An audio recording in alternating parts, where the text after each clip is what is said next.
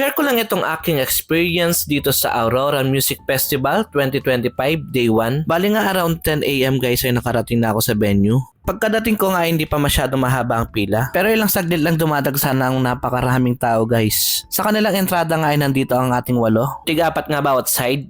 Sayang nasa kabila si Colette. Pagka-scan nga ng QR code ay binigyan kami nito para to hindi kami lumundag sa SBIP. Pagpasok nga namin ay naabutan pa namin nagsa-soundcheck ang BGYO. Bumili na rin nga ako ng paborito kong sisig guys. Ayan, nagsimula na yung mga pre-show. May malaking marshmallow nga at meron din silang pa-kiss cam. Una nga nag-perform etong BGYO. Sinundan nga to ni Moira. Napakaganda talaga ng boses niya. Lumabas din nga dito sa left side itong mga hot air balloons. Nandito nga din sa day 1 itong si Arthur Neri at si TJ Monterde with a special guest appearance. Walang iba kundi ang kanyang asawa na si Casey Tandingan. Nandito din ang aking all-time favorite na si Rico Blanco. Ang masasabi ko lang guys ay wala pa rin siyang kupas. Ang lupit at ang astig niya pa rin. Yung kinanta niya nga tong You'll Be Safe Here, lumakas itong buhos ng ulan. Pero hindi mapipigil itong mga tao. Katulad nitong mga fireworks sa kalangitan. Yung basang-basa ka pero ganito yung view.